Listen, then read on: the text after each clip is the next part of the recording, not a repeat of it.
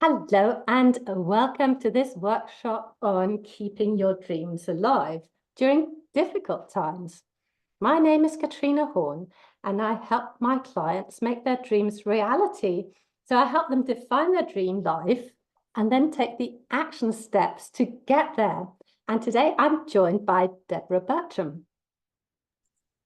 Yeah, hi everyone. So I'm Deborah Bertram and I run Live Well with Chronic Illness, and I support people who live with long-term health conditions and chronic pain to live as well as they can with their illnesses. And I use a combination of naturopathic health coaching and mindfulness and hypnotherapy to support them to live their dream lives, even though they have illness.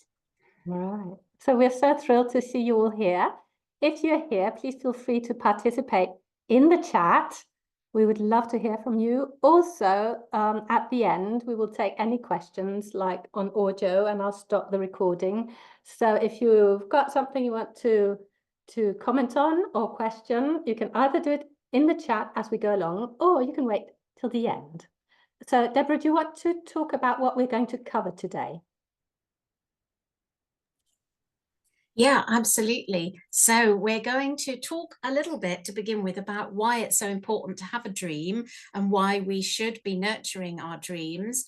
And we're also going to then go into a few tools that you can use to help you if you experience a difficult life event, and that can be illness, but it can be other things as well, to help you to adapt and change and keep your dreams on track. And we're going to look at your inner resources as part of that to help you to keep your dreams on track and help you to achieve them. Right. So have you got a dream? Have you really got a dream? And if so, put it into the chat. We would love to know. And so we can shower you with our positive vibes, right? Have you got a dream? And if so, what is it? And if you're thinking, oh, I'm not really sure, let that be okay, because you can ask yourself, if there were no consequences and if nobody would be upset, what would I really want? So no consequences, nobody getting upset or angry. What would you want? And let's dive into that. What is it you would like? So living off grid, yeah, wow, that's a lovely dream. Living on the grid. Anybody else? Retire at 55. I love it. So brilliant. Anything else? So I'm going to talk to you about the mental benefits to having a dream. And later, Deborah will share about, or all her knowledge about the physical benefits. And it might surprise you that there are some. But when you've got a dream, it really helps you feel good, right? If you daydream, well, please go ahead and daydream, because the time you spend daydreaming, well, you're feeling good. Right. So why is it important to keep those dreams alive, even if something happens in your life, even during difficult times? The difference between not having a dream and having a dream is, if you don't have a dream, you're just getting on with it. You're in this survival mode where you're thinking, oh, I just have to get on with it. And you're sort of on autopilot and your future is just a blur. When you move into thriving, then you're planning out for the future, you're projecting yourself, you're of course here in the present, but you're also able to want something for yourself, to want something for your future. Does that make sense? Right? So when you're thriving, you are sort of available to think about, what do I want my life to be about? So maybe if something happened to you that has sort of shattered your dream right now, maybe you're thinking, if only I hadn't got divorced, I would have been able to fill in the gap. Or you're thinking, once I'm well again, then I will blah, blah, blah. So if you're thinking any of these, I really hope that what I'm going to say now will get you out of that way of thinking, because it's not helpful, because there's something we can always do. So I want to talk a little bit about myself. because I've got a dream, I've got a big dream, and my big dream is to live in a chateau.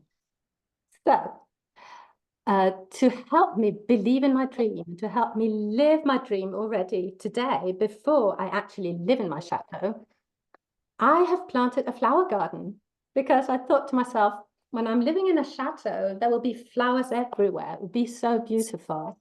And so I'm bringing some of that beauty in right now into my life, in my flower garden. So I'm always going out in the morning into my flower garden. I'm enjoying the beauty. I'm picking my flowers. I'm bringing them into my house. So I'm already doing that.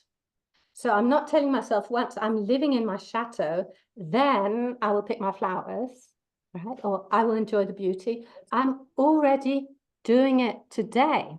So think about, for you, what could you do today that will have you live some of that dream of yours right here, right now? Not once you're feeling well, right? Not once this and that happens, but right now. That is the mental benefit, that you feel like getting up in the morning because you've got something gorgeous to do.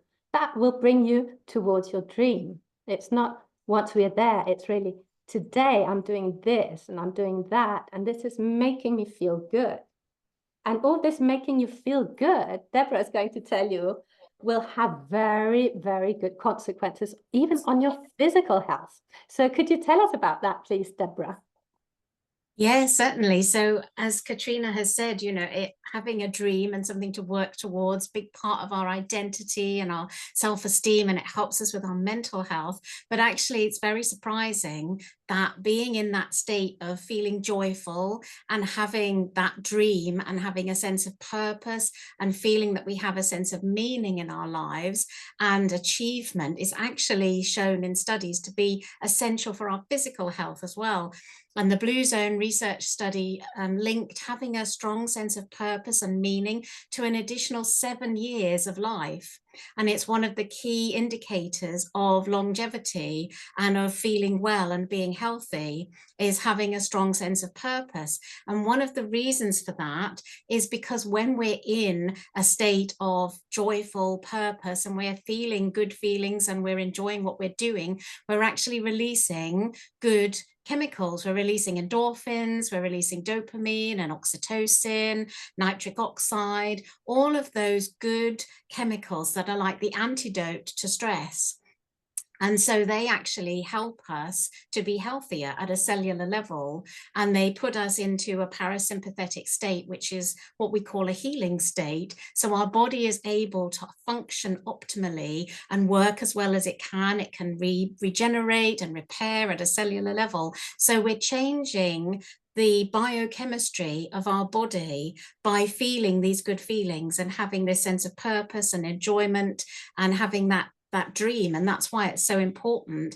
And conversely, when we lose that, when we become poorly, for example, or we have some other difficult life event happen and we feel like we've lost touch with our dreams and that our dreams are no longer available to us, that tips us into the opposite state chemically, and we end up with lots of stress hormones like cortisol and adrenaline, and that has lots of negative impacts on our physical health. So the two are very strongly linked, and it's so important to generate this a happy life for ourselves and a life of purpose, and to live a life of purpose and meaning that's aligned with who we are, because it not only helps us mentally but physically as well to keep us healthy. Right. Well, thank you for sharing that. So I think you've seen the mental benefits to having a dream, and even the physical benefits to having a dream. But I just wanted also to share some of the dreams we've got going on in the room. Somebody wants to have inner peace, right? That is precious. Living with a loving partner and working less. Yes, who wouldn't want that? And then traveling the world, being free in all senses of the word, right? Feel into that. What is it you would want if there were no consequences, if nobody would be upset, if it was just you saying what you wanted, what would it be, right?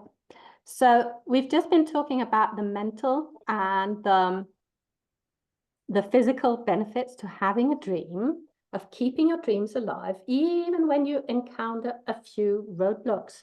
So how can you move beyond those roadblocks? How can you redefine your dream, or perhaps adjust your dream? How can you find new ways to express yourself and to express your full potential despite the setback, despite the illness, despite the bereavement, despite the divorce, whatever's happening in your life? How can you redefine all of that? So Deborah and I are going to share 2 exercises to help you keep your dreams alive. First of all, I'd like to start off with an exercise which is about how we feel. Because what happens when something happens in your life and you think, oh, I won't be able to live the dream I've been working towards, or that dream is no longer possible, or it's beyond me, right? What happens then? Well, you could be feeling despair. You could be feeling really angry, or you can feel the injustice, or whatever it is you're feeling. And as that doesn't feel very good, you could be tempted to want to make that feeling go away. And we do that by putting a positive spin on it. So if you think that positive psychology is about putting a positive spin on a negative event, let me just tell you that that is not how it works. We really have to be present with all our emotions, knowing that they won't destroy us. So let me take you through an exercise to help you process emotions. So they can be what we call negative emotion, or they could be positive emotion, right? Both exist, and we must be willing to feel both. We can't exclude one part and feel only the other part. So when you're feeling a negative emotion because something happened to you or to your circumstances, and now you're sitting there thinking, yeah, maybe my dream is no longer possible. Well, let's just connect that emotion. And if you're with me here and you've got the time and you're not driving or doing anything else, I would like to take you through how you could learn how to process your emotions. And it's really very simple. You simply have to be present with your emotion. Deborah just explained that we've got a lot of hormones circulating in our body, and our feelings, our emotions are really just hormones. And the object of being able to feel your emotions is to normalize these emotions to your subconscious mind, who might be going into fight or flight when you feel fear or despair or discouragement or whatever it is. So in order for your subconscious mind not to be afraid when it's feeling a fear, and not to make it mean something other than I'm feeling fear, I'm feeling disappointment, whatever it is, we want to normalize it so that you might not be feeling good, but at least you'll be in touch with your emotions. So let's go. If you're here, if you can see me, please close your eyes. I'm going to close my eyes. I'm going to be really, really present with one of my emotions. So it could be a joyful one, it could be an emotion we want to avoid. And the emotion that I'm very often seeking to avoid in life, for me personally, it's disappointment. So if I want to be with the disappointment in my body, I just have to become really still. And then I sort of drop from my head into my body, and I try to locate where that disappointment can be. And I would love for you to do the same. So your feeling might not be disappointment, could be any other feeling, but please just first name it, and then try to see in your body if you can sense it anywhere. Is it sitting anywhere? Like in your chest, in your stomach, in your left leg? There is no right, there is no wrong. Can you feel it somewhere? And once you've connected with it, could you talk to us about how it looks? What does it look like? And I've got when I connect with my disappointment, it's in my lower stomach, and it's like a grey ball, grey and white ball. So what is it for you? Much you can see it, much you can really describe it. Ask yourself, is it moving? Or is it still? Is it pulsating, vibrating? Is it shooting around? What's it doing? Is it emitting a sound?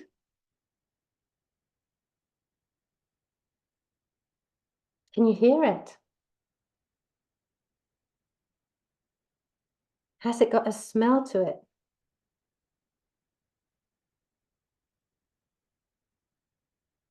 How does it feel if you touched it?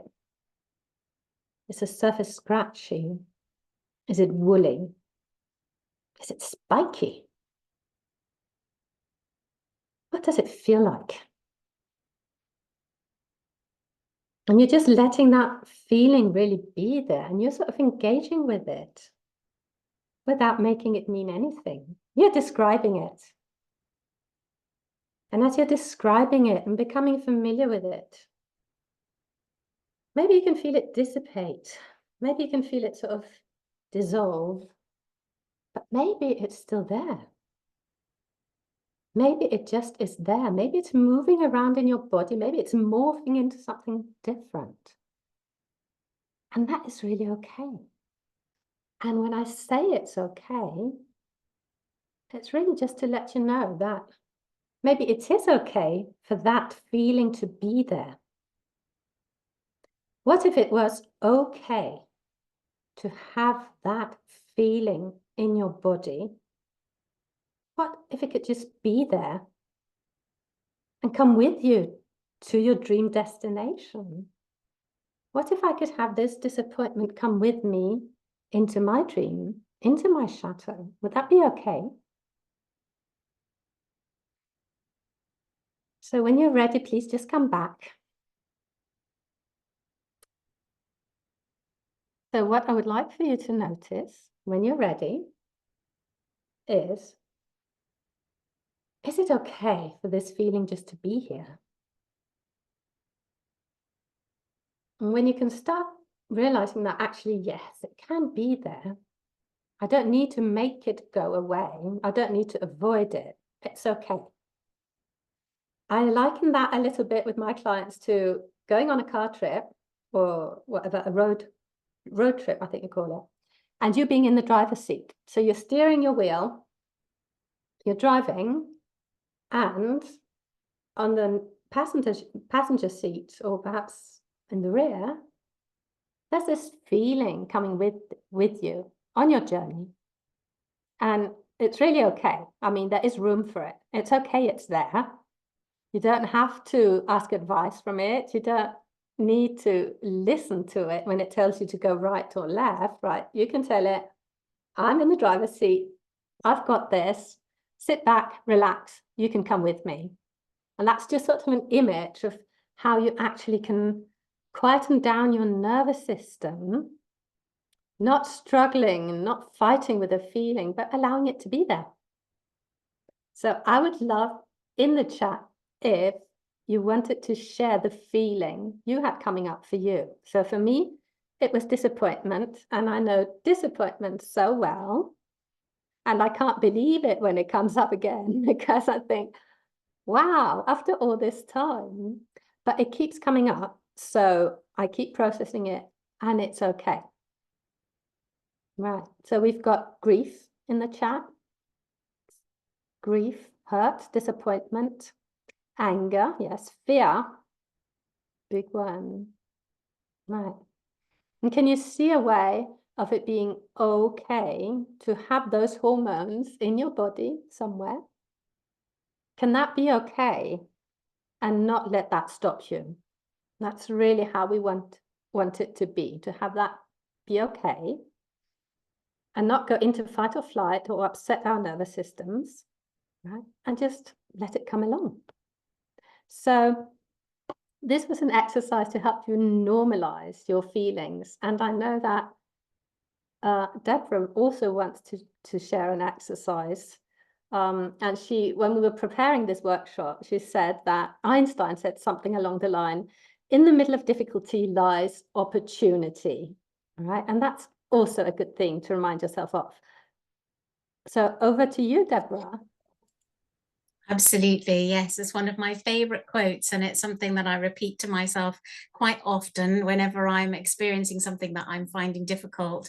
I think to myself, where is the opportunity in this? And as Katrina has just said, engaging with our emotions and turning towards them actually can sometimes give us what we call insight in mindfulness. We can suddenly get a piece of information that the emotion wants us to know that can help us actually to achieve our dreams. It can help us to pinpoint what's important to us and be a really good source of information on our journey towards our dreams. So emotions can be, sources of information, and they're a resource that we can tap into. And I want to talk a little bit more about resources now and invite you to think about a challenge or something that was problematic to you in the past that you managed to overcome. Something in the past when you were successful at achieving something or overcoming a difficulty, and it can be something really small or something really big, but just bringing that to mind now, that time in your life when you overcame a problem.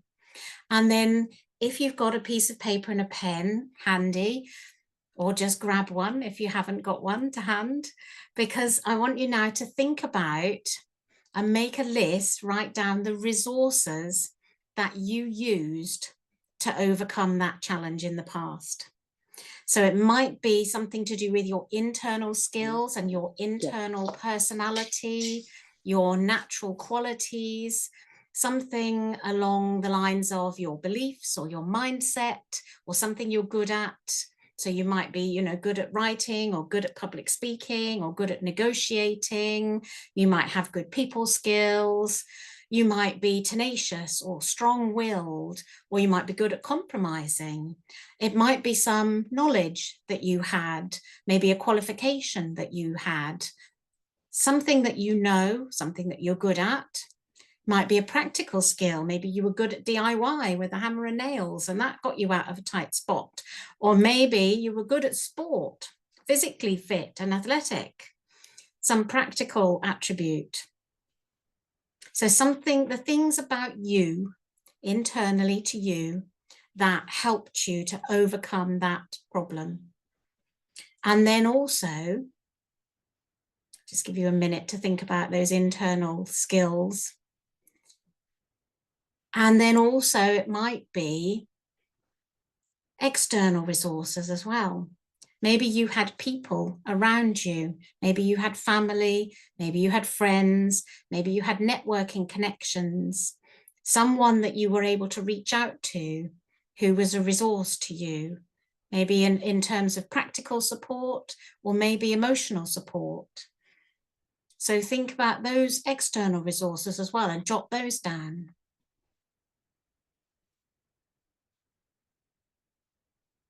It might be that it was a material possession that you had at your disposal. You had something that you were able to use to help yourself. Maybe a car or a place, a building that was useful to you in some way. Add that to the list.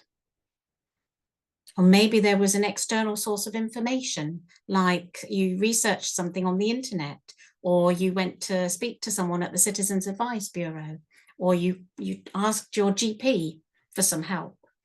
So maybe there was a source of information externally. Thinking about all of the different resources that were at your disposal at that time that helped you to get through that difficulty, internal to you and external to you, and make a big list of all of those resources. Just give you another second or two to think those all through.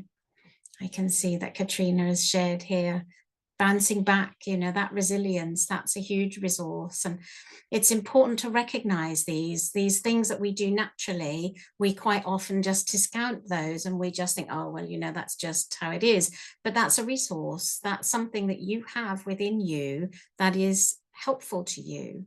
So definitely thinking about just recognizing what you have available to you. And then once you've got your list, thinking about how you can use those same resources now to help you with your present situation, to help you overcome the difficulty that you're currently experiencing, and how those resources can help you towards your dream. So looking at them now in the context of what you're currently experiencing and in terms of the dream that you want to achieve. How can you use those resources to help you now? Because if you had them then in the past, you still have them now. They are still available to you. And if some of those resources are missing now in terms of the people around you or the resources practically, then thinking about, do you still need them? And how could you find an alternative? How can you source an alternative for that particular part of the resource? What's an alternative source that you could look for? Because we have more resources at our disposal than we think we do. And sometimes when we are experiencing difficulty, that negativity bias, which I know Katrina is keen to talk to us about, but that negativity bias tells us that it's all over, everything's gone and that's it, because we experience something difficult. But actually, when you make a list like this and you look at all the different things that you have at your disposal, actually, there's a lot there sometimes that can help us, and turning our mind to focus on that can show us the way forward and help us to see a way forward. So Katrina, I'm going to hand over to you now to talk a bit more about that negativity bias. Yeah, and what just strikes me, Deborah, is how clearer everything becomes when we start writing it down. Because like we can sit here in confusion and say, I don't know what to do and I haven't got anything and all of that. But when you start asking or challenging your brain to come up with those things that you just took us through, I think that is so useful. Yeah, absolutely. When we write it down, it becomes much clearer, doesn't it? And there's much more there than we think there is. And that is such good news. And that is the perfect link to what we want to say next, because Deborah just talked about the negativity bias. And that just means our brain has evolved to make us aware of what is negative, because what is negative might be a threat to our survival. And so let's just be really, really happy that our brain and our subconscious helps us stay alive. Right? That is very, very precious. But let us also just acknowledge that to move from that survival I talked about into thriving, it would be really, really useful if we could start noticing more of the positive. So again, it's not about denying the negative. If you had something happen in your life that you feel is a setback, let's just allow that to be true, but let it also be true that there's something positive in life. And you really have to change the way your brain functions and make it aware of what is positive, just to train it like you would train a muscle in your body. Instead of focusing here, well, let's hop over here. And so when we talk about changing how we look at things, it's not changing from something that is untrue, or changing from something we feel is true to something that we feel is untrue, right? Many things can be true at the same time, right? I can be enjoying life right now, and I cannot live in a shatter, right? So many things can be true at the same time. And what is important when we want to change how we think is that we always change it into something that is true. So if we want to, like, if I'm dissatisfied with how I look and I think, oh, I can't be in a loving relationship because I don't look like a film star, well, that is a very unhelpful thought. And it can be equally true that I don't look like a film star But if I find a person who really loves me, maybe they don't mind. Right? So many things can be true at the same time, yet we often go into all or nothing thinking. Either my dream must look exactly like this, or I can't have it. And the problem here is when something happens in your life that you didn't want to happen, well, then what? Then what? So please start practicing looking at everything that is true. And if you have got one of those thoughts that are unhelpful, like, I can't live my dream life now because I just got divorced, or I have an illness, or my husband died, or whatever it is. If something like that happened, well, what can also be true? Right? What can also be true? And then what we could do, what Deborah just helped us do, we can make a whole long list of everything that is also true. So you could be thinking, I just got divorced. Now I can't go and live in Greece. So is that true? Challenge that thought. What if the opposite was true, right? So I just got divorced. Now I can go and live in Greece, right? And then find evidence for that. And I think that is really what we've been doing in these exercises. The exercise that Deborah just took you through, where you collect the evidence for why it is you've got all the resources and the evidence for why it is possible. So if you've got any comments on that, did you have anything come up for you? Can you see how you can change your thinking just by thinking, what if the opposite was true? Or what is also true? So I'd love to know in the chat if anything came up for you.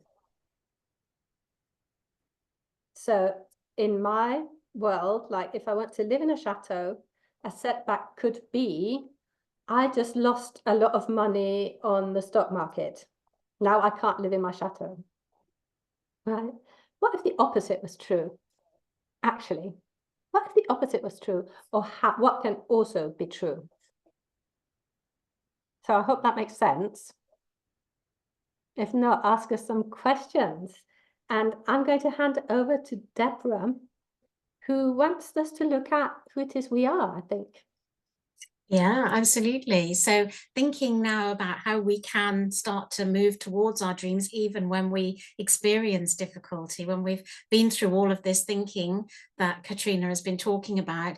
One of the most important things, I think, when we experience difficulty and something happens in our life, whether that is we become sick, or as Katrina has said, we are bereaved, or we are divorced or made redundant, it's being clear on who we really are helps us to come through that and helps to navigate us forwards into the future towards our dreams in spite of that difficulty. So knowing what really matters to us, and as Katrina has sort of indicated there, it's about what the dream is going to give you that is important, not necessarily the dream itself, but how it fits with who you are and what you want to be. So thinking about your values is one of the best ways to do that, and thinking about knowing your values. So there's lots of different websites online. If you Google lists of values, you can find them, but it's thinking about spending some time and again, making a list of what is important to you in terms of your values. So things like integrity, freedom, being of service, having your family around you, connection with your family, being personally responsible. These ideas are kind of core values that are guiding lights to us. And if we define ourselves externally by who we are in terms of, I'm a wife, or I'm a mother, or I'm, my career, I'm a doctor, or I'm this sort of person, and then that changes, those life circumstances happen to us, and we are no longer that person, that is when things become difficult for us, and it can feel like we've been completely derailed from our dreams.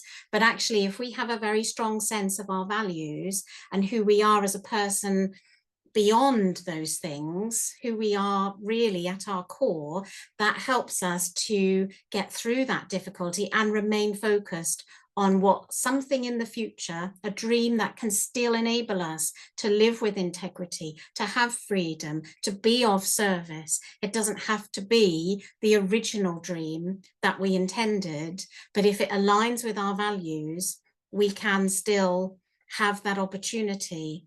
And I think Katrina has, you know, her chateau dream is the perfect example of that. I think it is. So what I'm going to challenge you to think about now, in reference to your dream, who are you? Yes, but then who do you want to be?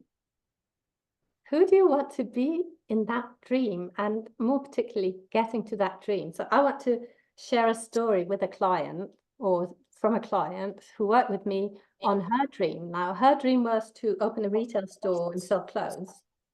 And she was really, really passionate about that. And so we found out how she could do that.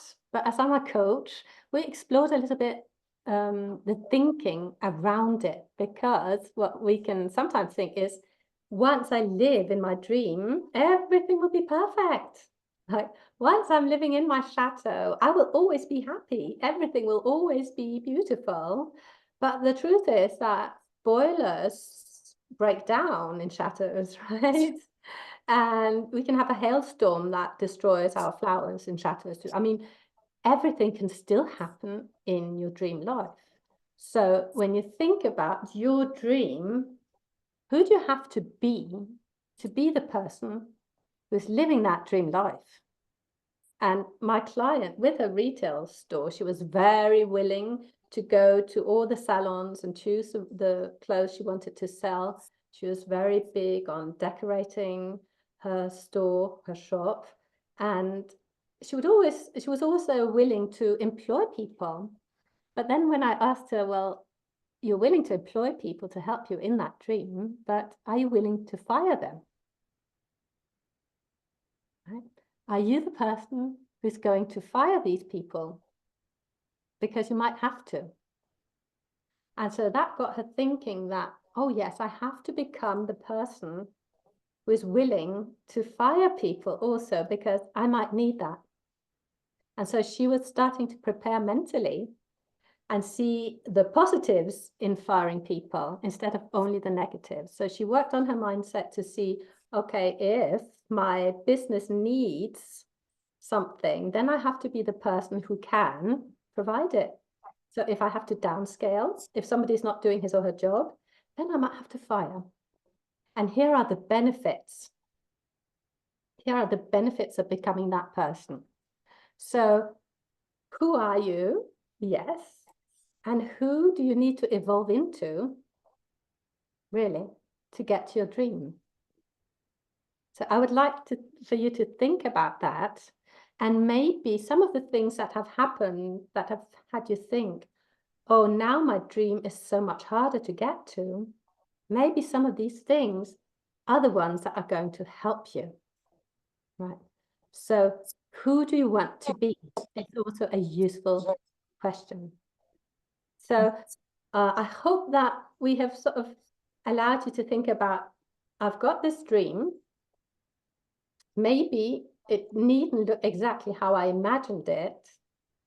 Maybe something else is possible. So when you can let go of it has to be exactly like that, and move into what else could it look like? And here you can draw on what Deborah just talked about, your values, right? In my shatter dream, two of my values that will be shared in that dream are beauty and connection, because I don't want to be sitting all on my own in the chateau. I want plenty of people around me to share it with me, and I want them to benefit from all the beauty. So these are two of my values in my dream. So even if I never get to my dream, these thoughts and these values and these feelings will help me step up and really be more of who I can be, because I'm walking and working towards this goal of living in a chateau. So who do I want to be as the chatelaine, which is just French for chateau owner. Who do I want to be moving into that? And who do I need to become? What have I already got? And why is it at all that I want it? And to start off with, this a value of beauty, I thought, Katrina, this is just so frivolous. Like it can't be a value. Like it's just not serious enough, right? But once I really dove into it, I discovered that, well, actually, nothing needs to be serious, right? It can just be fun. But also, I find that beauty is healing. So if I can't get to my chateau, well, what else would be possible with these values, beauty and connection? What else could I create? What else is possible? And I think when you talk about beauty and healing and connection, a host of possibilities open up, right? So I know, Deborah, that you have got a very big dream too. I don't know whether you would mind sharing some of it with us. Well, yeah, I think it connects to the idea of mission as well. That's important. This idea of values leads into the idea of mission and purpose being connected to that. So eventually one day I would love my mission, my dream, if you like, is to have an in-person bricks and mortar clinic where people could come and have lots of different therapy modalities for people who live with pain and chronic illness, and there'd be a big space where we could have education workshops and mindfulness and all sorts of great things, and then individual rooms where people could have different treatments. And that would be my dream ultimately, and it fulfills my mission of wanting to deliver something for people who have chronic illness. And I think having that idea of your mission is also really important in life and in helping you towards your dreams. But as Katrina has said, it doesn't matter really if I never get to that bricks and mortar clinic, because I'm already doing a lot of those things, and it's bringing me lots of joy and contentment and enabling me to live in a way that's aligned with my values. So I'm getting all of those good chemicals at the moment, and that's very healing for me. And one day, perhaps I will get there. But ultimately, it doesn't really matter if I get to that dream of having a bricks and mortar clinic or not, because I will have, as Katrina has said, enjoyed the journey to get there and begun to live in alignment with my values and with my mission along the way. So I'm already there, really. So it's about changing how you view what your dream is going to give you, and then finding other ways that you could have that as you are now with your current circumstances. So maybe you can't teach now, but you could maybe, do online teaching, or maybe even just be a member of an online forum where you give advice and support to people. And that could bring you the same feeling and release those same chemicals and give you that sense of achievement and purpose, even if you're not able to go out into the world and actually be a teacher. So it's about what is it in terms of your value and your mission that your dream is doing for you, and then finding ways that you can do that now. And you know what, Deborah, that just reminds me when my coach challenged me to today go out and do one thing, take one step towards your dream. And I thought, oh, what can I do? And I got out my spade and I started digging my garden so that I'd be able to plant my flowers. And I think when we are in those depths of perhaps misery or disappointment, or we're feeling rejection or being unfairly treated or whatever it is, well, taking some action really will start those hormones coming back, the ones we really want to be feeling. So taking just one action step today could really be helpful.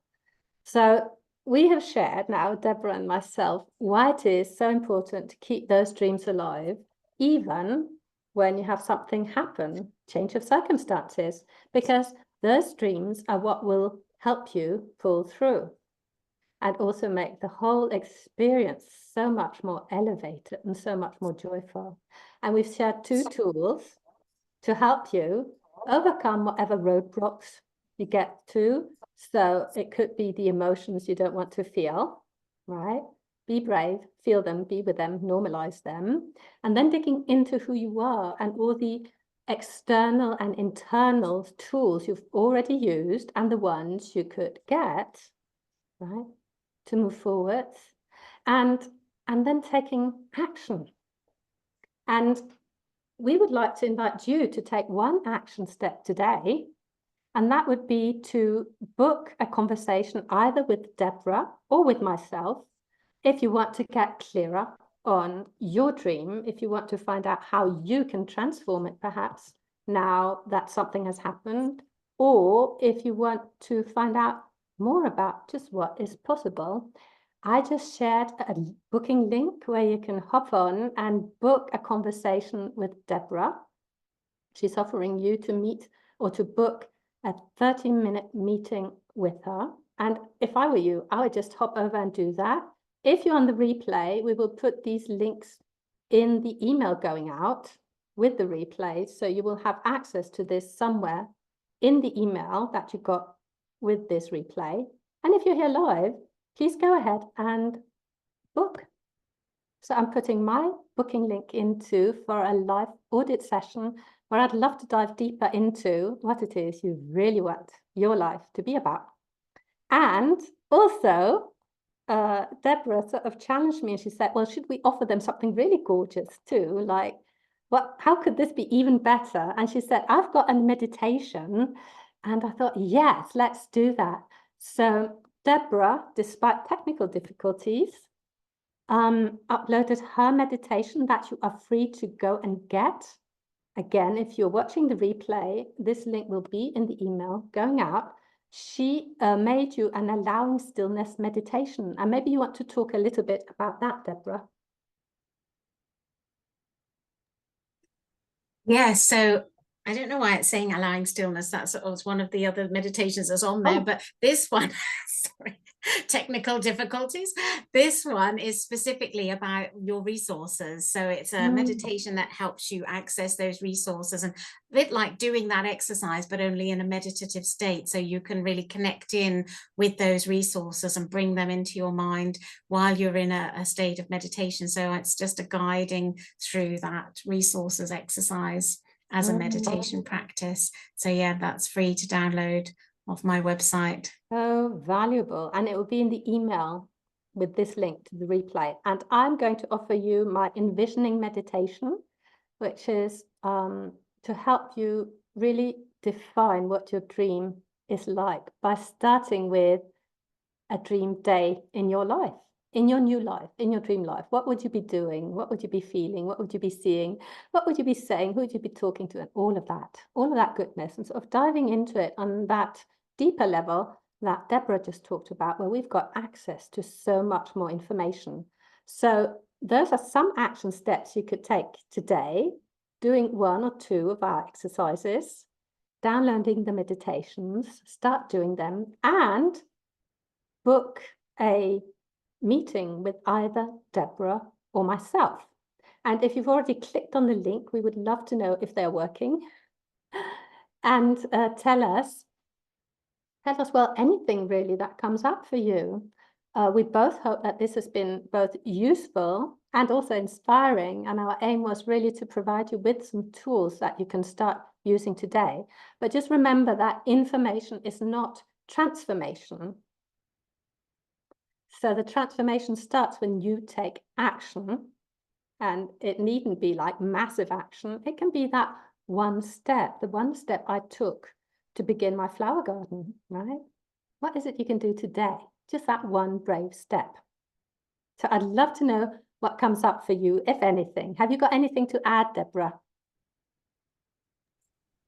No, I think that that's just true, really, isn't it? It's the action that's so important. It's finding a way to just take one small action. And even if your circumstances are really difficult at the moment, and, you know, even if you're very poorly, for example, and sometimes action can seem like an overwhelming concept, but we're not talking about an enormous step here. It's doing one tiny thing that you can do that enables you to live a little tiny bit more in alignment with your values and takes you just a little bit closer to your dream. And it can just be as I said, signing up for an online course. If you can't do a big training course, you can't get the degree you want, just maybe do a short online course, just one small step that helps you move just a little bit closer to that dream life.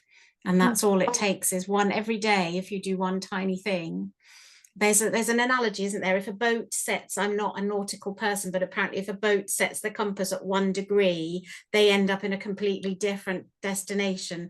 And it's only, they start off by literally just changing the course by 1 degree. So it's changing your course today by just 1 degree eventually will take you to somewhere completely different in the future. Right.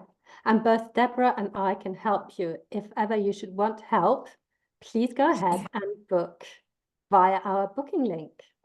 Right? Yeah. That could be your one action today. It could be We're both awesome. we're both able to do a life audit with you, so we can do a dream life audit and look at where you are now and where you want to be, and a free session just to help you make those decisions and leave you with some clarity around that. So if you've got any questions and you're here live, we would love to answer them. If you're watching the replay, can I just say thank you very much for joining Deborah and myself today. You can always reach us via email. So when the replay goes out, feel free to press reply and get back to us. So I'm going to stop the recording and thank you for having listened.